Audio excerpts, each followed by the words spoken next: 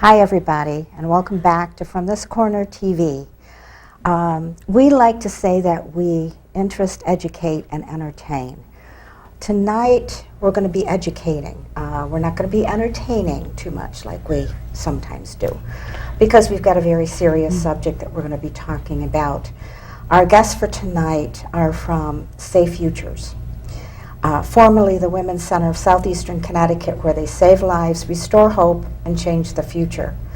Now, every year, Safe Futures helps nearly 6,000 women, children, and men in Southeastern Connecticut who are impacted by domestic violence and sexual assault by providing free, confidential, and life-saving services.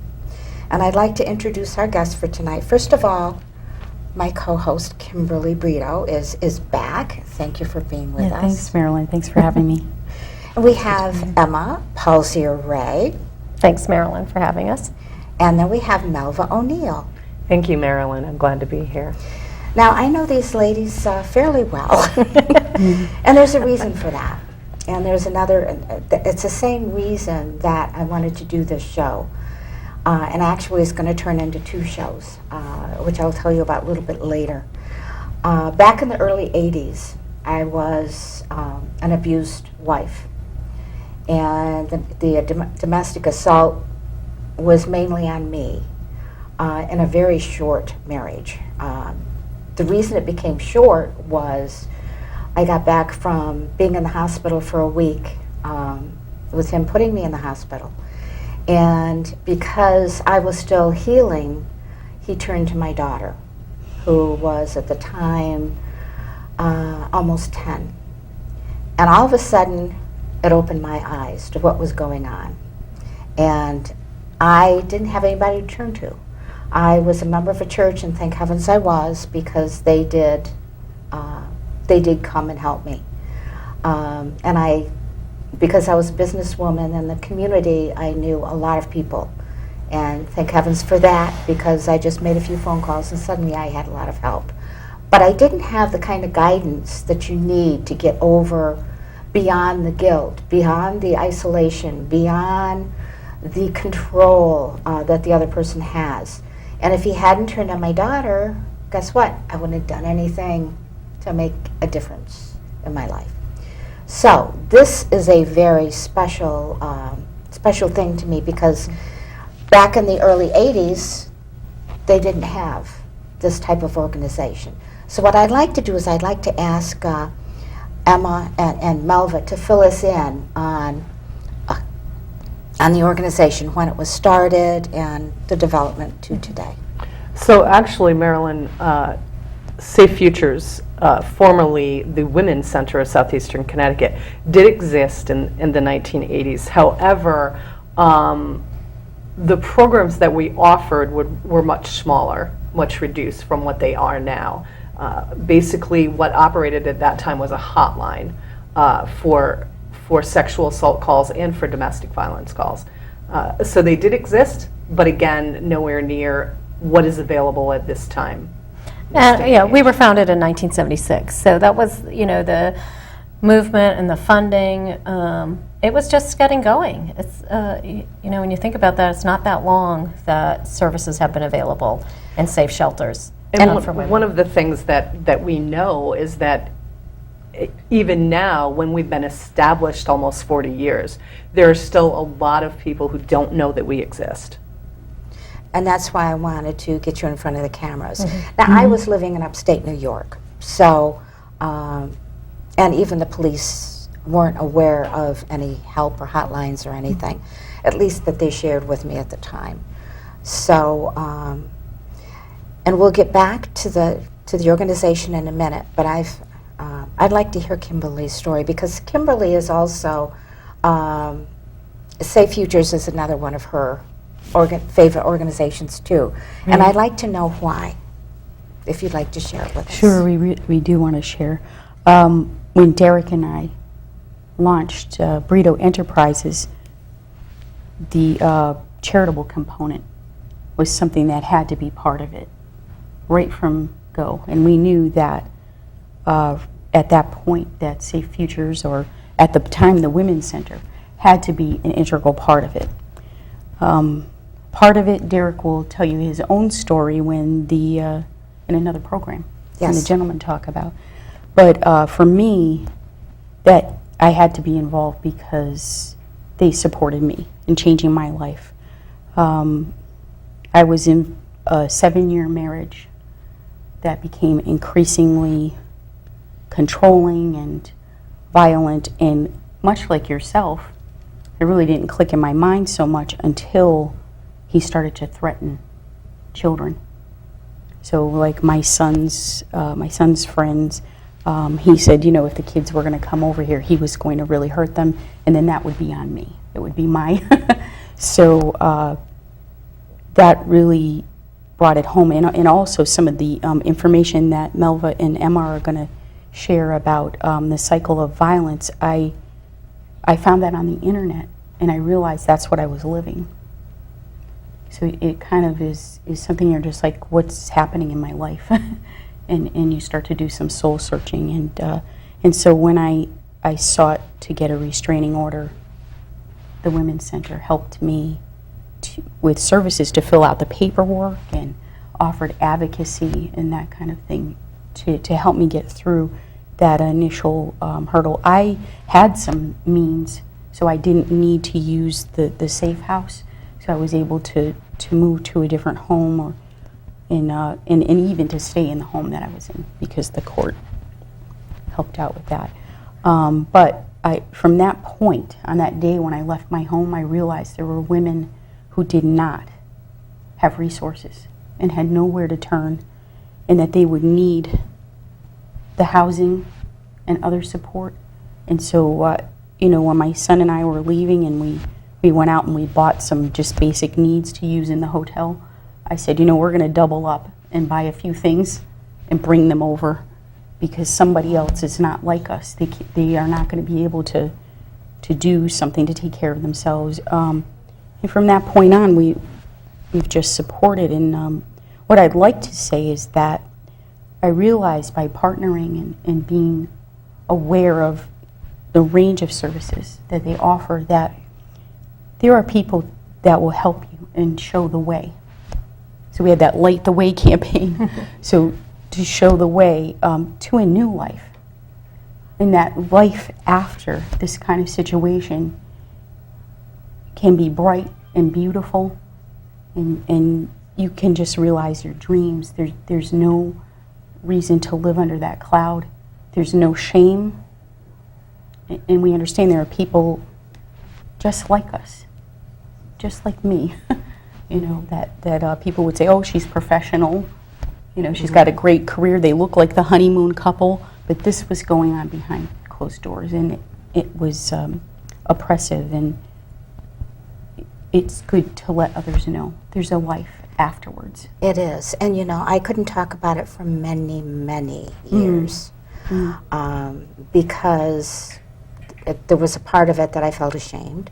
There was a lot of guilt because I put my children through that. It was my second marriage, so I didn't have that great a relationship with my first husband, but we were working on it. And I called him over to the house. It was my house, so I could kick him out, the abusive husband. And I apologized to him for putting our children through that situation.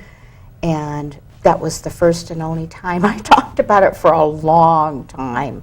I just wanted to move on, and it was really tough. But you know, there's statistics out there.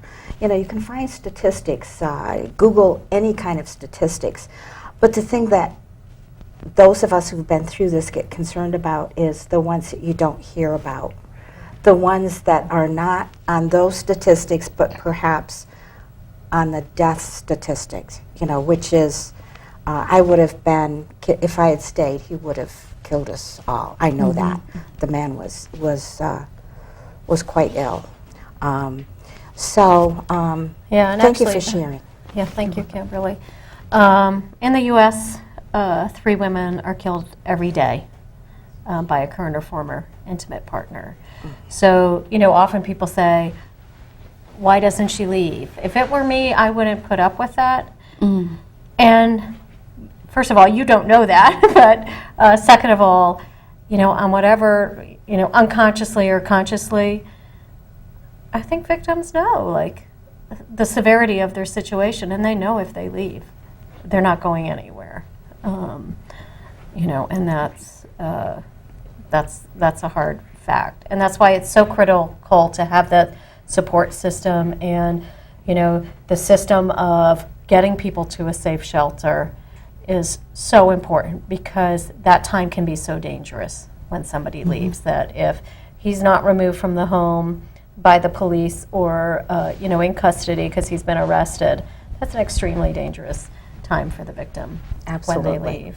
And of course, this also happens to men. Men become victims, and we're going to talk more about that in our second show. But right now, we're focusing on women and their children, basically. And one of, kind of to go back to what Emma was saying, sometimes victims don't really believe. In other words, they're in a state of disbelief about the situation that they are in, and they may not recognize it for what it is. For example, a lot of people think that if there is just a lot of verbal abuse and emotional abuse, that it will never escalate to a physical violence. So, and often it does, especially if that abuser feels threatened in that person, that their partner will be leaving. And then it may escalate to physical violence. However, even if it doesn't, that emotional abuse can be just as tragic, as, if not more tragic, to that individual. It may very well take them longer to heal from that emotional abuse than it does from a broken arm, say. Yeah. So the reality is that some people, they may realize the situation they're in and have many, many reasons why they don't leave, and we'll talk about that a little more. And some people, again, are just in so much disbelief that this person says that they love me. This person says they care about me. We've built a family together. Why would I leave? They can't really be doing anything harmful to me. Or it must be my fault. Or it must be my fault. And there's emotional, spiritual, and physical, but there's also financial control that they take over. Right, and like Kimberly said, that she had the means to leave and be off on her own. However, a lot of people are not in that situation. With the economy being what it is right now, even if you are working, if you're not making a significant income, it is very, very difficult to stretch those dollars in order to take care of not only yourself, but a family, if you have a family. And if you leave, you may lose your job because you're going to go somewhere where you're safe, and going back to your workplace maybe would put you at risk. In harm's way. Yeah, exactly. But since we're sharing, I'll tell you that I had a situation where my boyfriend was verbally and emotionally abusive. And I will never forget the moment I looked in the mirror and thought to myself, if I saw a bruise on my face, I would know what to do right now. But this is very confusing. Why am I having all these feelings? And then, you make excuses for him, or you think, really, he just needs help. Or he promises to change, and all these things, which if we want to bring up the image of the cycle of violence, abuse isn't about being angry. It's about one person having a coercive pattern of power and control over another person. So what the abuser does, unconsciously or perhaps on purpose, is to, there's this period where there's this building up of this tension and stress, the actual abuse itself, the outbreak, whether that's physical or emotional, yelling and screaming, whatever. And then this honeymoon period, as we call it, that always follows. And we all recognize this, the apologies, sending flowers, promising never to do it again. I'll work really hard to be better. I don't know why I feel this way. I don't know why I act this way. You deserve better. I love you. I'm going to treat you differently. Or, maybe they promise to stop drinking. Or, quite simply, the abuser goes back to being the person the victim fell in love with. So that cycle serves to confuse. You want to believe it's going to end, that this was just a single, or this was the last time. So, one thing we can help people understand when they come to us for help is what this cycle looks like. And if somebody says, oh, I know right before it's going to happen, or we can get them to that place, that's a good place to be, because then we can talk to them about being safe in that relationship and plan when is the safest time to leave. Once somebody can start to become aware of how that cycle is working, they see it from a different place and can start to plan and take care of themselves within all this craziness that's going on. Well, with that graphic, it does it makes it more logical. It takes you out of that emotional hole that you feel like you dug yourself into. And it gives it a logical explanation of this is a normal process that you are experiencing. And it's a process that a lot of people go through, so you don't feel alone. And you can identify with it and then say, yes, I see the green and I see the blue part, and I identify with that. The thing I'm really scared of is the purple part, because he goes into the violent mode more often than he used to. So what do we do now? What do I do now? Right, and that's an important point, that cycle, we think of a cycle and we think, oh, it's daily, or it's monthly, or it's weekly, but maybe it's only 2 times a year. So, that cycle can be really drawn out, which can even be more confusing, right? But then noticing if it's escalating or happening more frequently. And the apologies might not be as grandiose as you mentioned. It might not be, I'm, coming back with chocolates and dinner and everything. It may be as simple as you were out to lunch longer than that person wanted you to be one day, and when you came home, he slammed your head against the window. And then the next day it may be, oh, hon, I was out and I decided I was going to get a grinder, and so I got you the kind you really like. You really like this kind, right? And I got you some of those chips, too, that you really like. So it might not be like this huge apology. It may be these subtle things that they do to say, look, I'm trying. I remember. Right, it didn't happen. Act like it didn't happen. Yeah, right. absolutely. And I think that gets very confusing for an individual is when those kind of things happen, because, like you said, in your mind, you're falling apart, and you're wondering what brought this on, and you're blaming yourself, and you're questioning all of everything that happened in the past 24 hours. What could have made that person act like that? Or you start to believe it. He's right. Lunch was late, or I stayed too long, or oh, I have to remember never to do that again.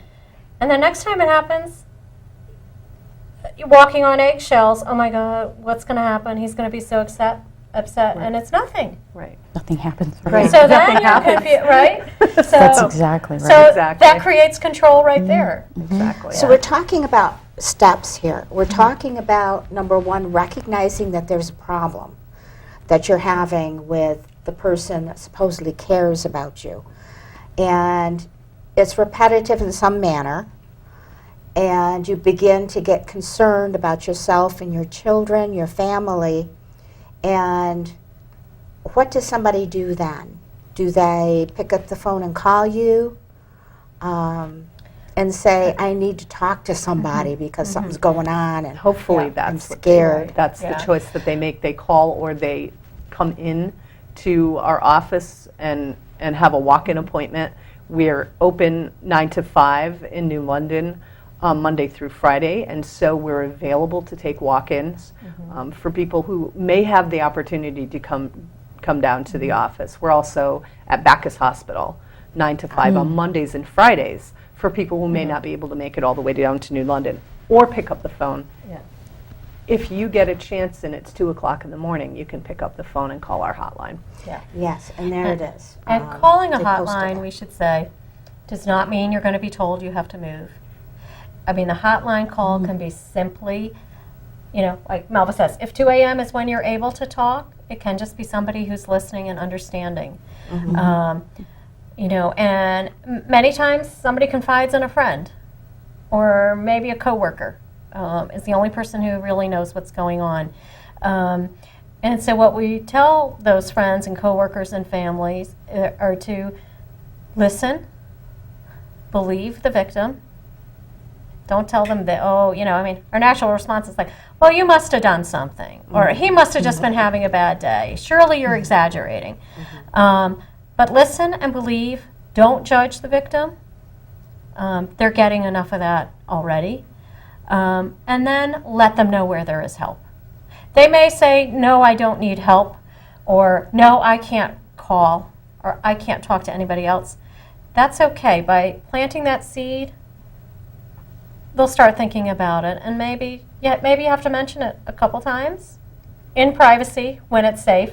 But it's letting them know that there are people who will understand and listen and who can help them. But And Emma, I would like to add a little something to that one of the things, if you have a friend or someone in your family who is talking to you and expresses, maybe you see bruises, or they express some kind of terrible situation that happened between them and their partner the night before or a week before, often our response, we are in defense mode. We want to defend that person. We are very upset about what happened. And often what we say is, you need to leave. You need to get out of there. And when we say things like that, you need to, to that person, we're passing judgment on them, and that's not something we want to do. We're also maybe sending them a message that we are so upset about the situation that's going on that we may want to remove ourselves from their life. And so if they decided they were going to leave or needed further assistance, they may not feel so good about reaching out to us because of the way we have responded. A better way to respond is, yes, like Emma said, we definitely want to believe them. But we want to be more gentle in our approach with them. Just saying, I care about you. I'm concerned about you. Maybe can you tell me a little more about what happened? And then, yes, giving them that information, that contact information for our agency, Safe Futures, or giving them either our hotline number or the statewide hotline number where they can call and they will be connected to their local agency. And we're going to continue our conversation. We have to take a short break, but we'll be right back. Can you help me with this? My new dad teaches me Very all good. kinds of stuff. Sure. He helps me with homework. That would be 3.6795. Thanks. Yep.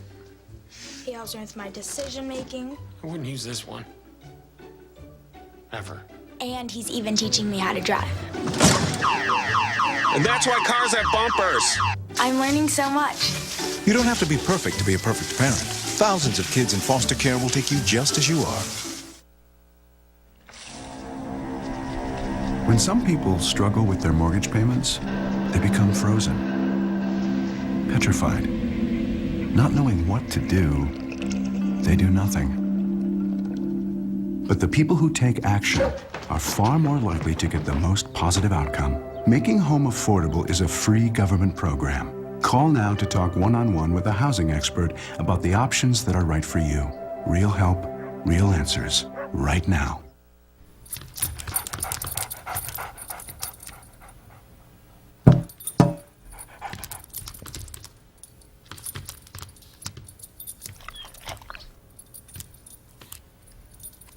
There's a shelter pet who wants to meet you. Meet one today. Visit theshelterpetproject.org. Adopt.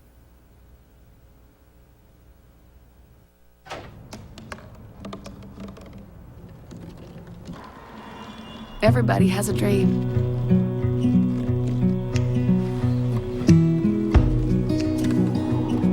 Mine was to see the ocean. And with a little help, I made it.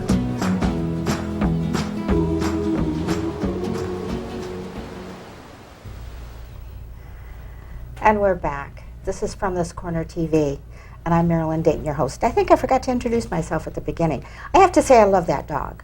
If you watched through the PSAs, and I probably said that in another show, I have a Samoyed, and that dog on that He's PSA adorable. is part Samoyed, and I He is see that tongue and adorable. that cute little face, and I go, oh, my boy. Anyway, okay. We're So all we dog are, lovers. okay, that's the entertainment for this show. We are here about a very serious subject today, and we're joined by Kimberly and Emma and Melva from Safe Futures. And before we get into other things, can you tell us why you changed the name a couple of years ago? Yeah, for the last 5 years or so, we had been recognizing that our name was starting to become we wanted to explore, was our name becoming a barrier for people getting services as the Women's Center. And we started to look around and talk to people, and particularly with our staff who work within the New London and Norwich courthouses, they were very forthcoming about, people don't know who we are. If I am helping a male victim or a family or a teenager, I have to explain what the Women's Center is, and then they want to know why somebody from someplace called the Women's Center is there to help them.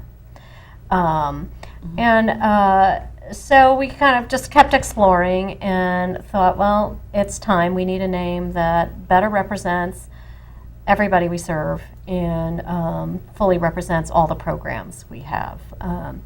It's partly about crisis services, but also about long-term support through transitional and other supportive housing programs, support groups, all those skills and resources that one needs to rebuild a life. That doesn't happen overnight. And very importantly, our violence prevention education programs. We have educators who go into school systems throughout New London County, working in schools with a curriculum-based, hands-on approach where kids are actually building skills of how to be empathetic to other kids, say in elementary school, how to know when you're becoming upset, techniques for calming down, techniques for stopping and choosing something other than becoming violent when you're upset. And then as kids get older, our programs focus more on looking at your relationships. In high school, looking at, what does it mean if somebody's texting you 50 times a day? Lots of times the point of view of kids is like, well, that's romantic. That's what love is. Okay, let's talk about that a little bit. Let's look at that and see, is that healthy? And so, we're one of the few businesses that says, hey, let's go out of business someday. And really the only way we can do that is working with kids and teaching them other ways to behave other than violence. And if kids are in a home where there's a cycle of violence, the program lets them know that there are other options in life. They don't have to follow that same pattern of their family. But all of us are at risk for, we have relationships all around. And, it takes the whole community shift to reduce violence and hopefully end it someday. And I love the fact that you're going into the schools because bullying, the subject of bullying and the fact that it exists even in kindergarten is something that is now becoming more publicly recognized.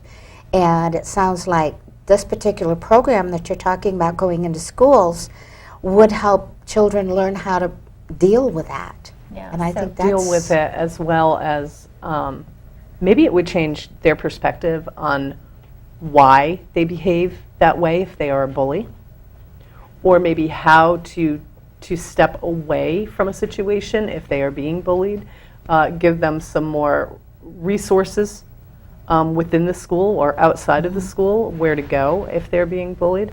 And one of the things that I really like about those programs is they're not one-time programs.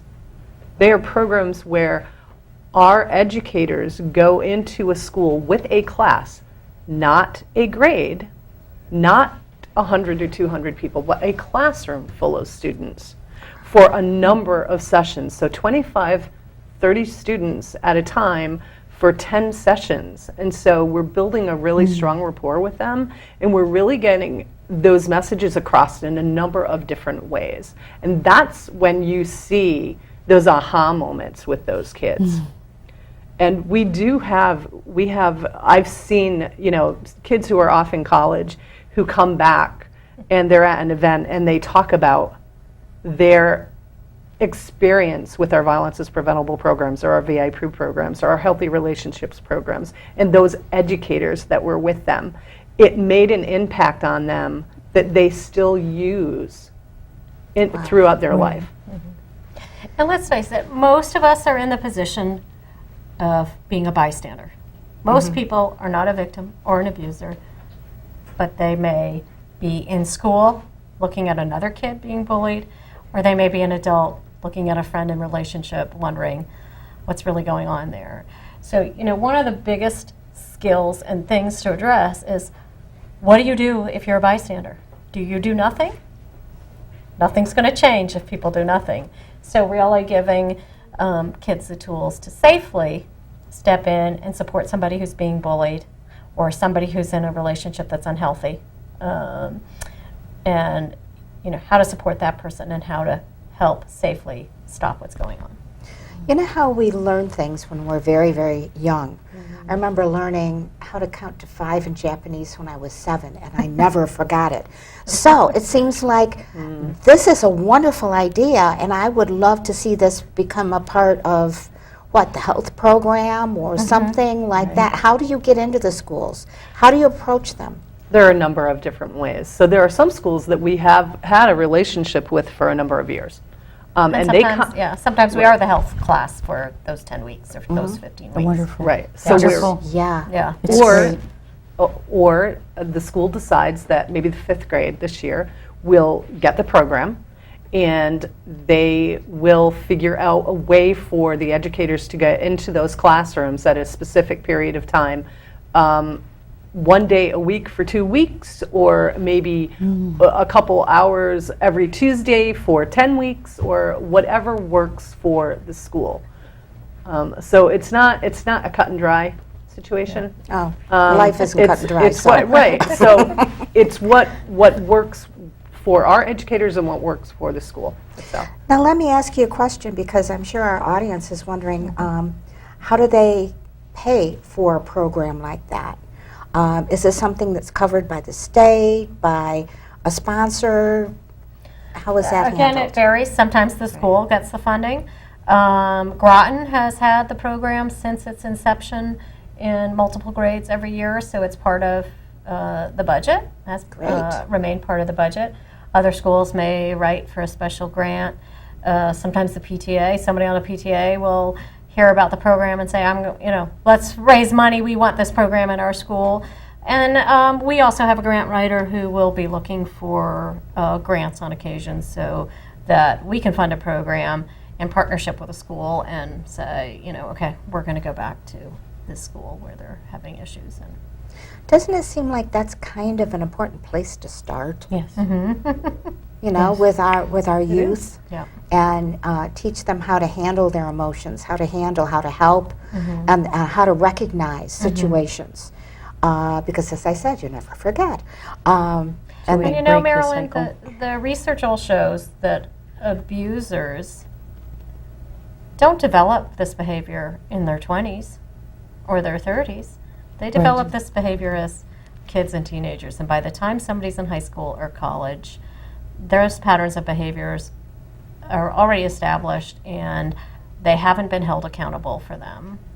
They've been allowed to eke by.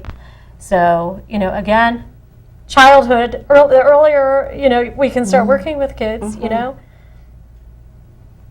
the sooner they might understand, I need to find a different way to react. And the less domestic abuse we'll have Yes, moving so that forward you can in go our out of business, community. basically. Right. Yes. So we can go out of business. Yeah. And I think one of the things I'd like our audience to take note is think about your children, think about your grandchildren in school.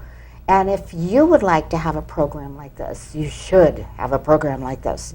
And if you don't, talk to your school, talk to your PTA, PTO, call Safe Futures and see how you can have it, because it seems like our children have are going to have a lot to deal with in their futures.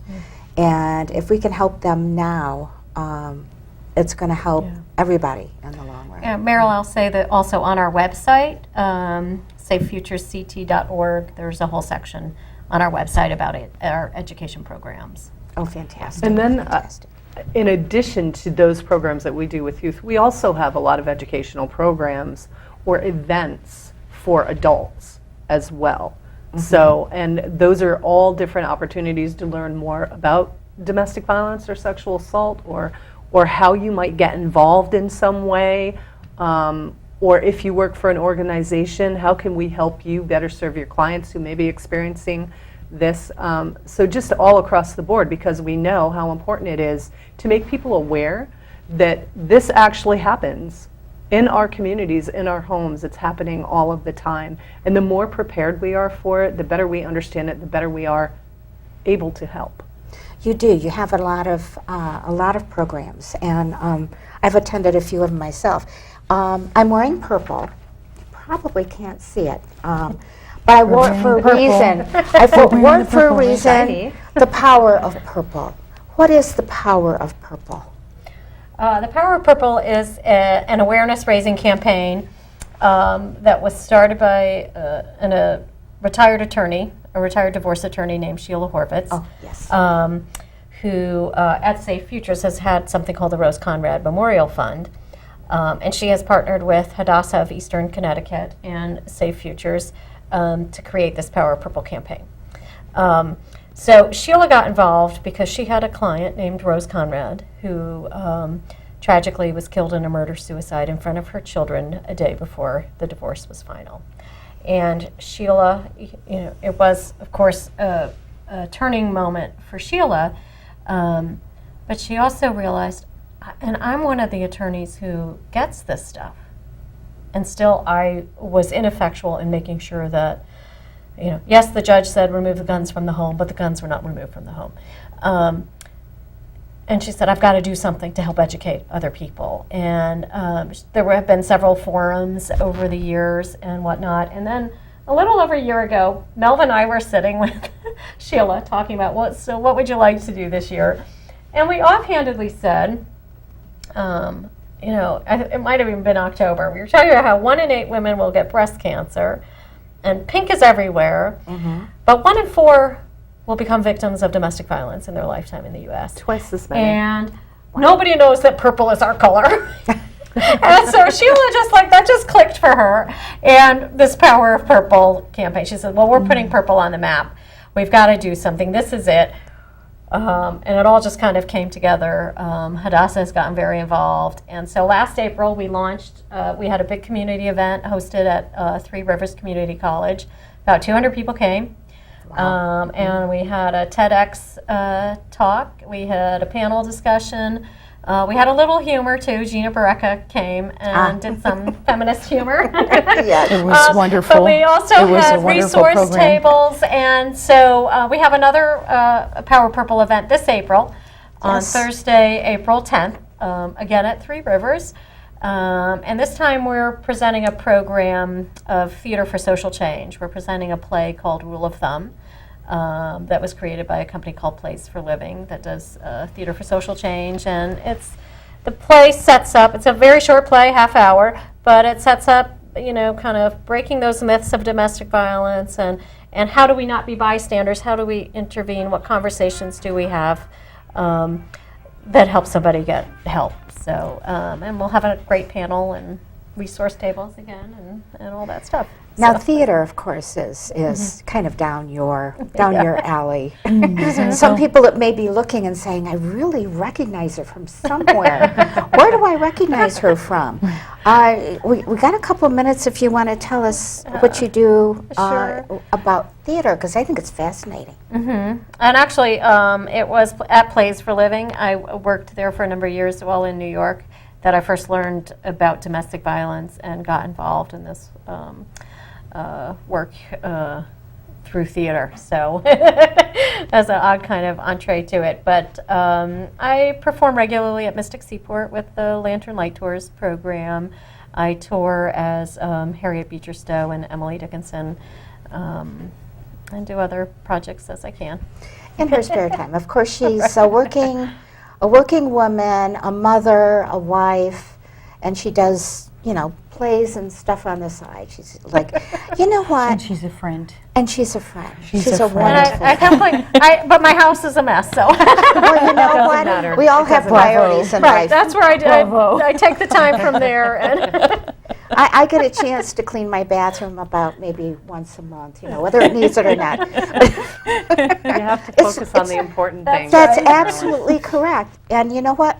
Helping people, saving lives, giving people a chance to change their lives for the better.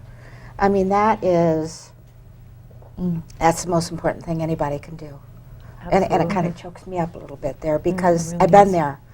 And having struggled, it took me over 30 years before I could talk about it because every time I thought about it, I would just I'd stop thinking about it and I'd take that tight scarf around my neck and throw it away and say, I'm not thinking about it, I won't talk about it. But you know what? You have to talk about it. You have to talk about it in order to have other people realize, hey, something like that's kind of happening to me or my friend or Right. because I think we all know somebody.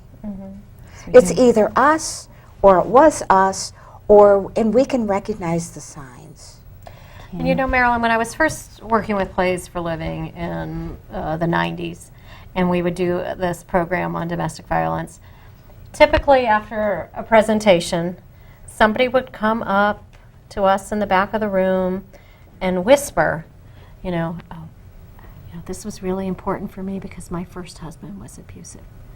And today, people will raise their hand from the back of the room and identify themselves and share, to an entire group that they don't know. Male and female. And that is progress Oh, in a that's way wonderful. because people aren't feeling stigmatized in the way that, just 10, 15 years ago people did. And that's just the tip of the iceberg, but it's a start. And, It is a start. It's absolutely talking about it and getting it out in the open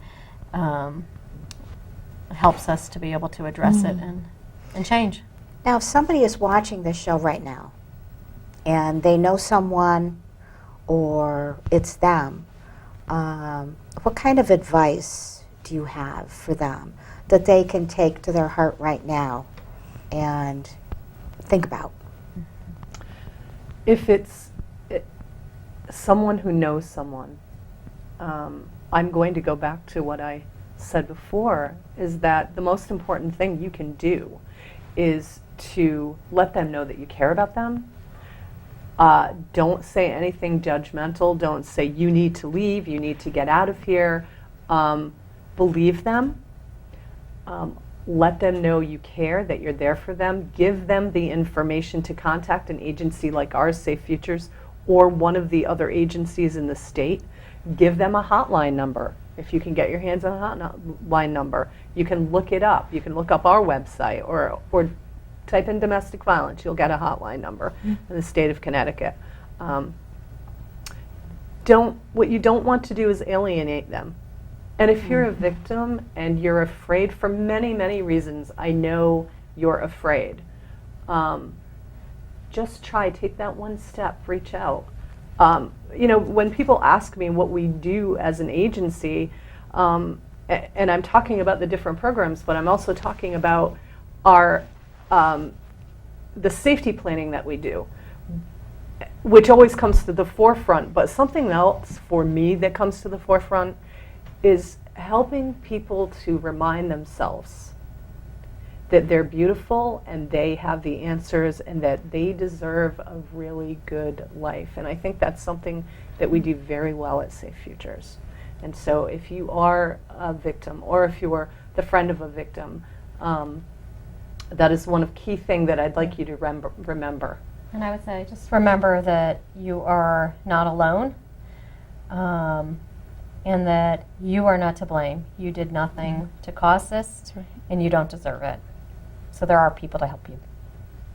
And speaking of people to help you, let's talk a little bit about volunteers. Now, you had over 250 volunteers helping last year, correct? Correct. And what are some of the things that your volunteers do? Because I think, we're talking about helping people. If you've got some spare time, well, none of us have spare time, but if you want to commit to some time to help this wonderful organization, what are some of the things that you could use some help with?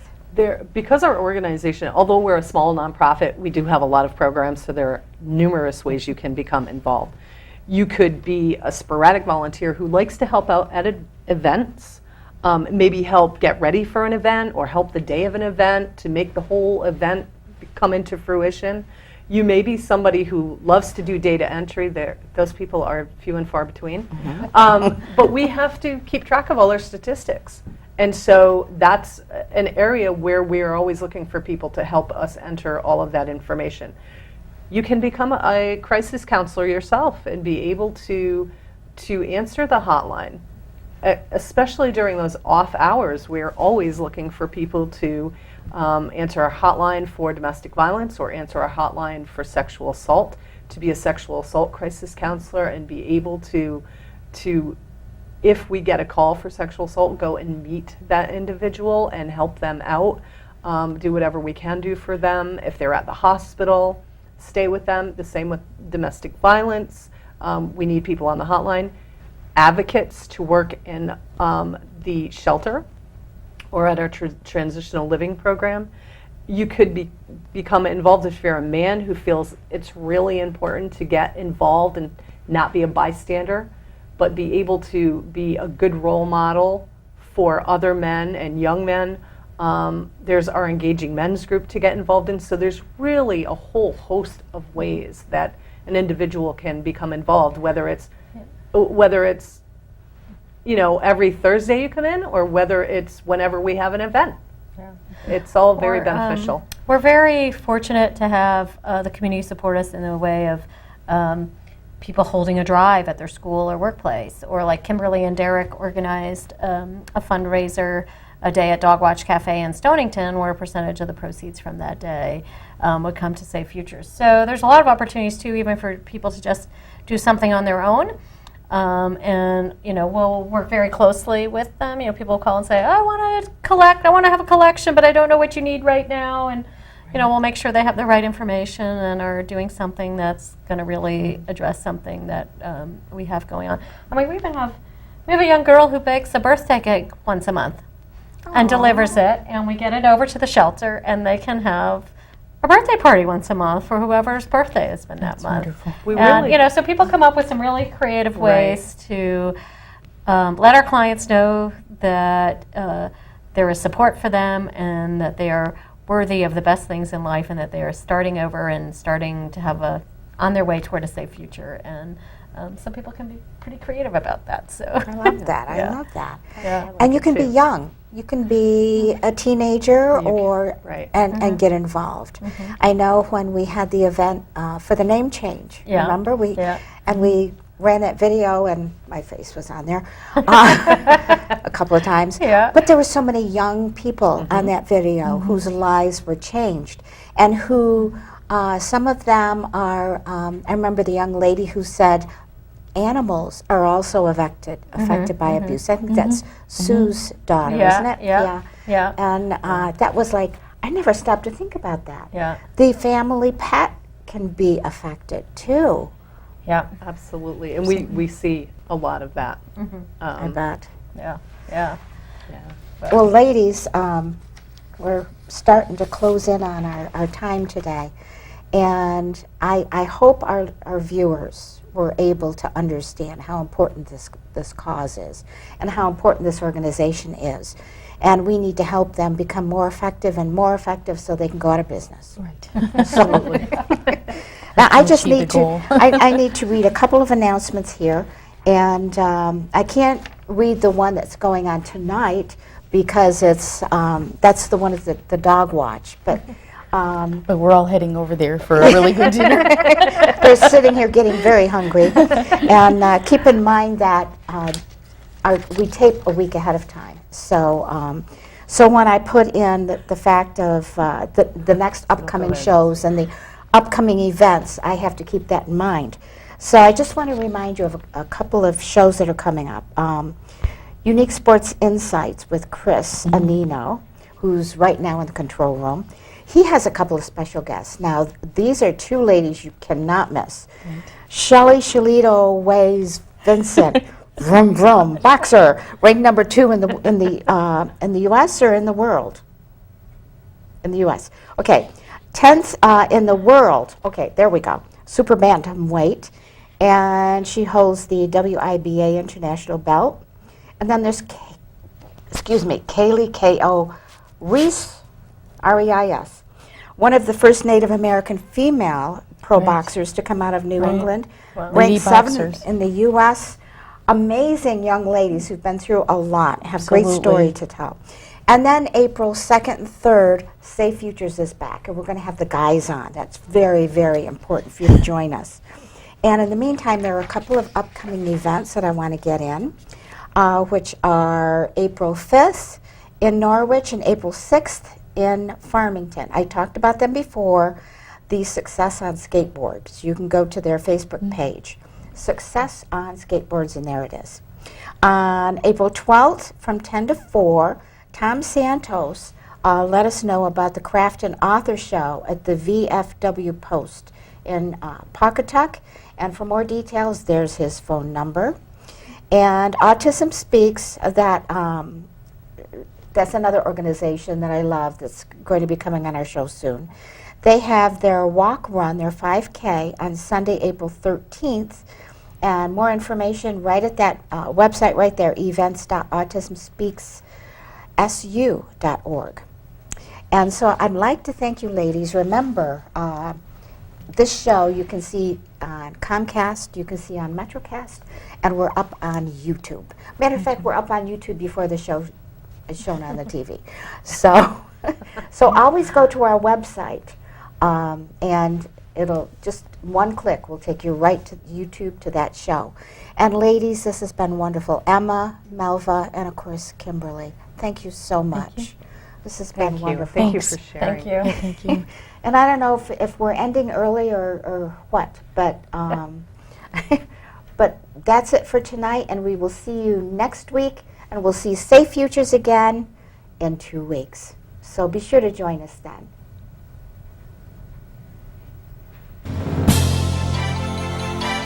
Good job. I tried.